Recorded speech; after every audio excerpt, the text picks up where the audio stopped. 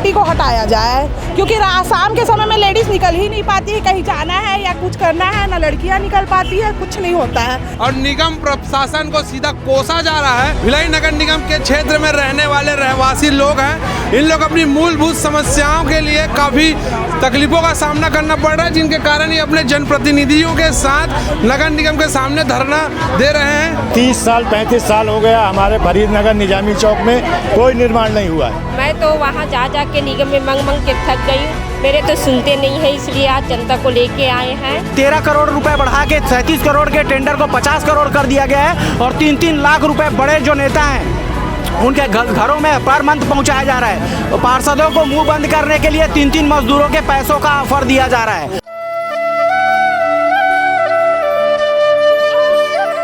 भिलाई नगर निगम के क्षेत्र में रहने वाले रहवासी लोग हैं, इन लोग अपनी मूलभूत समस्याओं के लिए काफ़ी तकलीफों का सामना करना पड़ रहा है, जिनके कारण ये अपने जनप्रतिनिधियों के साथ नगर निगम के सामने धरना दे रहे हैं। जी बताएंगे क्या क्या आप लोग की समस्या है? हम लोग का सब पानी नहीं है और सब चीज़ का पैसा ले रहे हैं, नाली नहीं बन रहा, नाली का सफाई नहीं हो रहा, सड़क भी नहीं बन रहा, पट्टा भी नहीं है, किसी का लाइट भी नहीं है, ऐसे नहीं लाइट बार बार काट देते हैं। सब चीज़ का परेशानी है भैया, क्या चीज़ का साधन है? कौन से वार्ड सही है आप? Model town. जी बताएंगे किन किन तकलीफों को लेकर आप लोग निगम प्रदर्शन को घेर दिए? हम लोग इस तकलीफ में लेके आए हैं कि 30 साल 35 साल हो गया हमारे फरीदनगर निजामी चौक में कोई निर्माण नहीं हुआ है। टैक्स बराबर देते हैं, सब कुछ देते हैं, निगम का सहयोग भी करते हैं, लेकिन काम बिल्कुल नहीं होता। धूल धक्कड़ से इतना परेशान है हम लोग कि हमारे बच्चे बीमार हो रहे हैं, हम बीमार हो रहे हैं, हमारे घर का सामान अलग खराब हो रहा है धूल मिट्टी से। इतनी ज़्यादा धूल है वहाँ पे। खेत हो गए, रेत हो गए, खेत हो गए हैं, रोड गड्ढे हो गए हैं। काफी आक्रोशित लग रहे हैं। जी हाँ, रोड जो है खेत हो गए, बिल्कुल चलने में जो है गड्ढे बड़े बड़े हो गए, लगता ही नहीं। कौन से क्षेत्र का मामला? फरीदनगर, कृष्णा नगर, जब निजामी चौक, यही हालत था। अच्छा जी, क्या लगता है निगम प्रशासन जो है ध्यान नहीं दे रहा उससे? बिल्कुल नहीं, उस तरफ तो जाता ही नहीं। और बराबर हमारे मकानों को टैक्स, हम देख लीजिए हमारे एकदम टैक्स पटा हुआ है। जी कहा टैक्स से ज्यादा लेते हैं? टैक्स से ज्यादा ले रहे, पट्टा नहीं देवाते। पट्टा देंगे बोले थे क्या? हाँ देंगे बोले रही से, लेनी देनी वाले के पट्टा देंगे कि खींच के ले गए हैं डुप्लीकेट करा के। कौन से वार्ड से है आप? 6 नंबर वार्ड से। आप कौन से वार्ड से? मैं हरिओम त्यारी। का दिक्कत है उस क्षेत्र में? नाली, खंबा, हम लोग का दिक्कत है भैया। 15-20 साल से रहते हैं हम लोग, कितना बार फार्म भरे हैं, हम लोग का पट्टा बना के अभी तक नहीं। खंबा है वो झुक गया है, टूटने वाला है, लाइट ढंग से चलता नहीं है।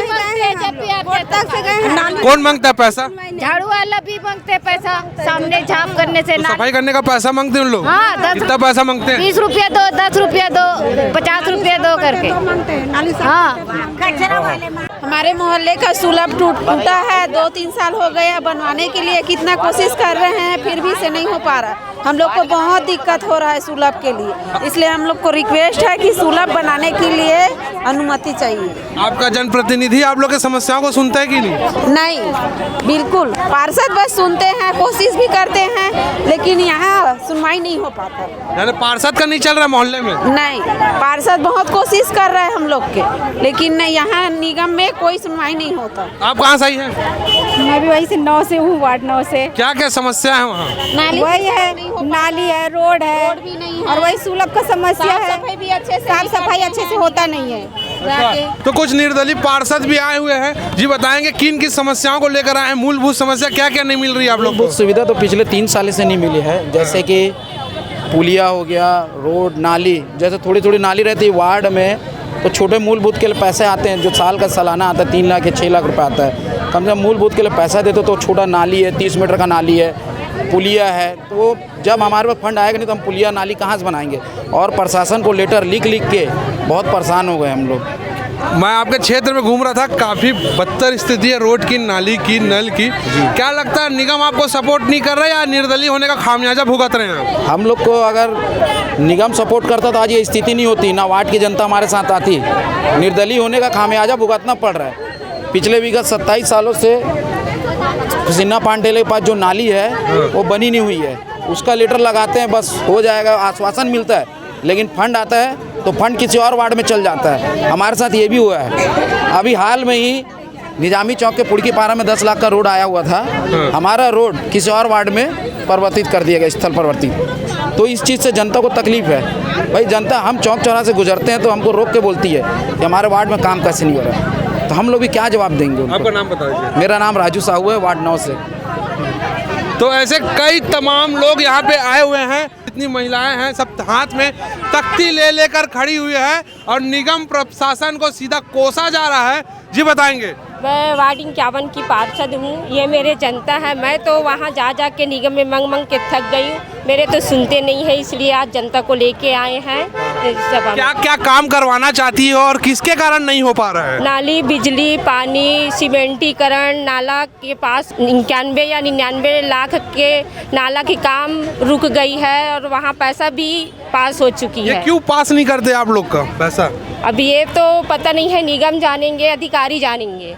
क्या क्या दिक्कत है मोहल्ले में? सबसे बड़ी दिक्कत हम लोग को है कि ना, हम लोग के 52 नंबर उधर है, 51 नंबर में सबसे पहले भट्टी को हटाया जाए, क्योंकि शाम के समय में लेडीज़ निकल ही नहीं पाती है, कहीं जाना है या कुछ करना है, ना लड़कियां निकल पाती है, कुछ नहीं होता है।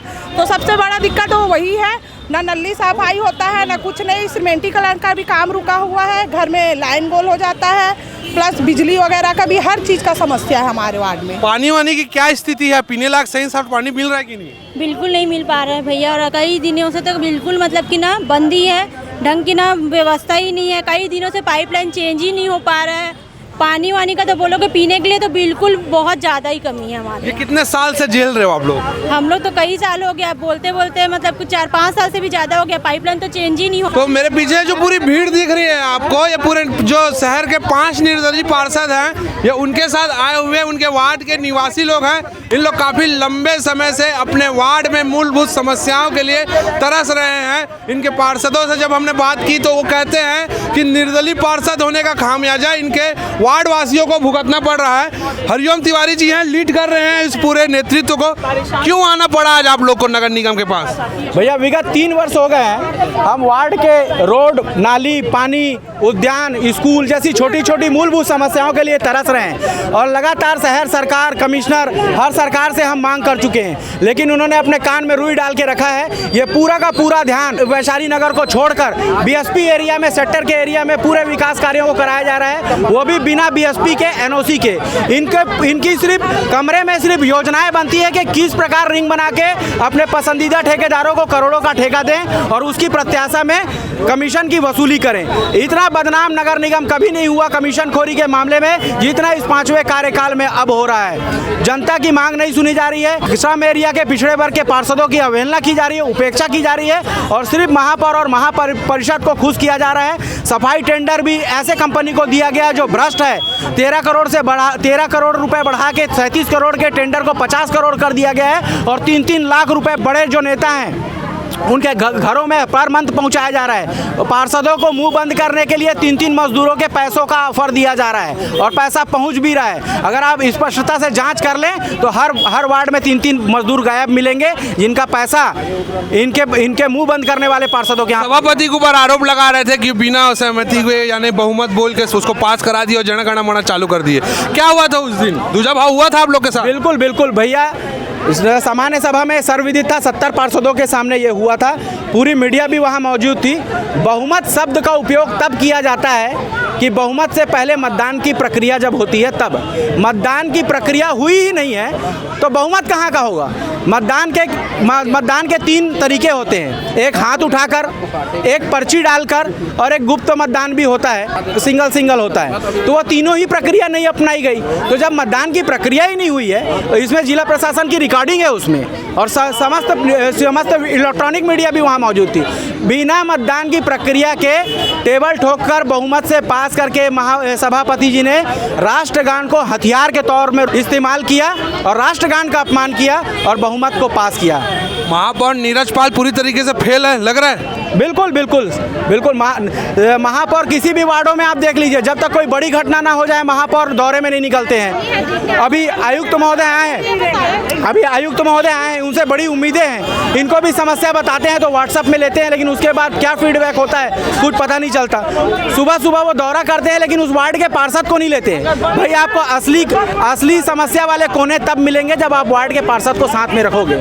आप अपने जाने से पहले अपने प्रशासन को भेज देते हो कि मैं आने वाला हूँ, समस्या ठीक करके रख लो, तो वहाँ चकाचौंध हो जाता है। तो असली समस्या से कहाँ से रूबरू होंगे कमिश्नर साहब? कितने पार्षद लोग आप लोग मिलकर आज यहाँ पे आंदोलन करने के लिए आए हो और आगे क्या रणनीति रहेगी मांग पूरी? हम लोग 5 निर्दलीय पार्षद हैं और हमको समर्थन देने के लिए राजा बंजारे जी भी आए हैं, भाजपा के पार्षद हैं। और मैं किसी पार्टी, हमारा विरोध किसी पार्टी से नहीं है, लेकिन हमारा विरोध हर उस व्यक्ति से है जो इस भ्रष्ट ठेका कंपनी और सिर्फ बीएसपी एरिया में बिना एनओसी के काम करा रहा है। उस हर व्यक्ति का विरोध हम करेंगे जो भ्रष्ट ठेका कंपनी के साथ है। सीधा सीधा हमारा आरोप है, जो अर्बन का यार है समझो वो गद्दार है। तो ये थे हरिओम तिवारी जी, निर्दलीय पार्षद मार्शल टाउन क्षेत्र के। 5 पार्षदों की टीम के साथ यहाँ पे नगर निगम गेट के सामने लोग धरना दे रहे हैं, नगर निगम को खुली चुनौती दे रहे हैं और कह रहे हैं कि महापौर नीरज पाल जो है पूरी तरीके से फेल हो चुके हैं, शहर की व्यवस्था वो नहीं संभाल पा रहे हैं, जिसके कारण आज इन लोगों को अपने स्थानीय निवासियों के साथ यहाँ पे नगर निगम गेट के सामने अपनी मांगों को पूरी करने के लिए धरना देना पड़ रहा है। देखते हैं कि इनकी मांगों को नगर निगम कितनी गंभीरता से लेती है, जो सुविधाएं इनके मोहल्ले वासियों को देने से रुक गई, क्या वो मिलती है कि नहीं मिलती है। सिटी भास्कर न्यूज के लिए मैं हूं गौरव तिवारी।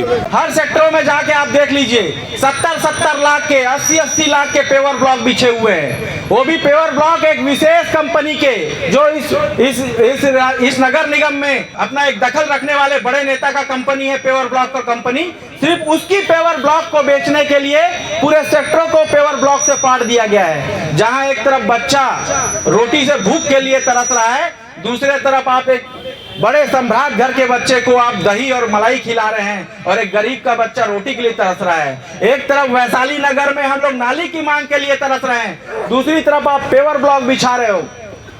पूरे नगर निगम का पैसा बीएसपी एरिया में सौंपा गया है, वो भी बीएसपी का एरिया नगर निगम के टेंडर में लिखा होता है कि जो बीएसपी एरिया में काम करेगा तो बीएसपी की अनुमति आवश्यक है।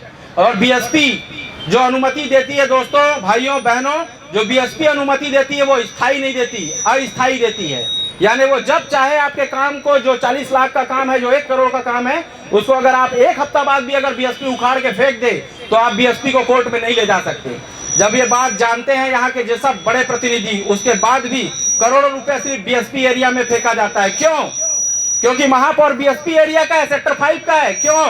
क्योंकि सत्ताधारी जो शहर सरकार है उसका विधायक बीएसपी एरिया का विधायक है, इसलिए। और हमारे यहाँ कोई माई बाप नहीं, इसलिए वैशाली नगर की जनता से भेदभाव किया जाता है। आप जाके देख लीजिए सेक्टरों के उद्यानों को, चमाचम रोडों को देख लीजिए, डामरीकरण, पक्के रोड तो बनते ही हैं, रोड में लाइट भी लगाया जाता है। हम तो आज तक खंभों में लाइट देखे थे, अब सेक्टरों में आप जाके ना रिफ्लेक्टर लाइट जलता है, और यहाँ हम गड्ढों में जीते हैं। यहाँ के उद्यान देख लीजिए, टूटे फूटे। अभी नेहरू नगर का उद्यान, ज्यादा पुरानी बात नहीं है, अभी हमारे समाचार मीडिया के प्रिंट मीडिया में हम लोग खबर पढ़े थे कि नेहरू नगर के उद्यानों की पूरी जाली काट के ले गए चोर लोग। यहाँ के उद्यानों में ना गार्ड है, ना सुरक्षा है, ना पौधे हैं। गार्डन है, घेरा है, लेकिन पौधे नहीं है। घेरों को भी चोर उखाड़ के ले जा रहे हैं। और आप जाके देखिए सेक्टरों के उद्यानों में, जिस उद्यानों को बीएसपी प्रशासन को बनाना था, उस उद्यानों को करोड़ रुपए खर्च करके हमारा निगम बना रही है। सेक्टर 5 के उद्यान आप जाके देख लीजिए, नगर निगम का पैसा लगा हुआ है।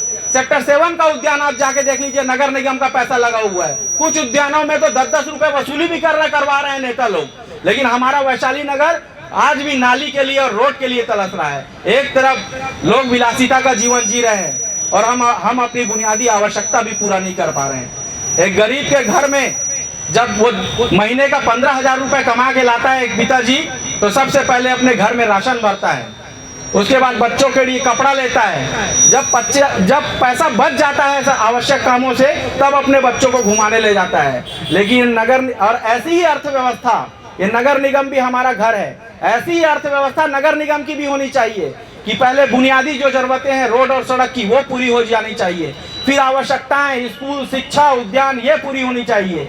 इन चीजों से पैसा बचने के बाद आप विलासिता और कुतुब मीनार बनाइए, रिफ्लेक्टर लाइट लगाइए, डोम सेट बनाइए। नहीं, नहीं दोस्तों, लेकिन इन लोग काम उल्टा करते हैं। इन लोग पहले रिफ्लेक्टर लाइट लगाते हैं, इन लोग पहले फ्लड लाइट लगाते हैं, इन लोग पहले नेहरू नगर के पुलिया में उद्योगपतियों का सहारा लेके उसको चमकाते हैं, लेकिन रोड और सड़क नहीं बनाते हैं। इनको डोम सेट जरूरी है, इनको पेवर ब्लॉक जरूरी है बीएसपी का, लेकिन वैशाली नगर का काम जरूरी नहीं है।